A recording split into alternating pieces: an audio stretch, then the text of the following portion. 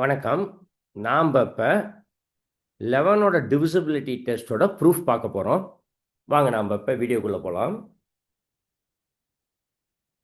பாருங்கள், இப்போ கொடுத்துருக்க நம்பரை நாம் எக்ஸ்பேண்டட் ஃபார்மில் எழுதிக்கலாம். எக்ஸ்பேண்டட் ஃபார்மில் இப்போ எழுதிப்போம். சரிங்களா? இதை தான் நம்ம எக்ஸ்பேண்டட் ஃபார்ம்னு சொல்கிறோம். சரிங்களா? எழுதிட்டோன்னா இப்போ வாங்க ரிமைண்டர் தேரை தான் அப்ளை பண்ணுறோம். இப்போ ஏ நாட்டை ஃபஸ்ட் இந்த டேர்முக்கு ஏ நாட்டை 11ஆல் டிவைட் பண்ணால் ஏ நாட்டு தான். அடுத்தது இந்த டேர்ம் இதுக்கு A1.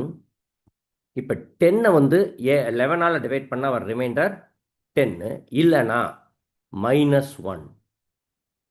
-1ம் 10ம் congruent modulo 11. ரெண்டு நம்பருமே கான்குருவன்ட் தான் மாடுலோ 11க்கு. அதாவது எப்படின்னா 10 - 11 -1. சரிங்களா? அந்த மாதிரி. இப்போ அப்போ ரிமைண்டர் என்ன இருக்கும்? இந்த A1 × 10 டிவைட் பண்ணிங்கன்னா -A1. -A1 தான் ரிமைண்டர். இதுக்கு A0ன்னு பார்த்துட்டோம். அடுத்தது இங்கே வரீங்க இந்த நம்பருக்கு. இது 100. 100-ஐ 10 × 10ன்னு வைக்கலாம். அப்போ ரிமைண்டர் என்னங்க? -1 × -1 × A2. இப்படி போட்டிங்கன்னா டோட்டல் ரிமைண்டர் எவ்வளோ வருதுங்க? +A2. இப்போ அடுத்தது இங்கே வரீங்க மூணாவதுக்கு 10 × 10 × 10.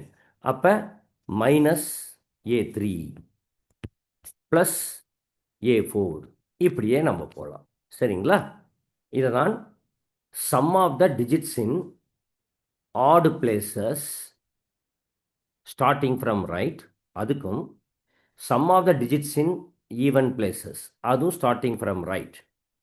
இதனுடைய டிஃப்ரென்ஸ் ஆக்சுவலாக sum of the digits in odd places minus sum of the digits in even places starting from the right அப்படி சொல்லணும்.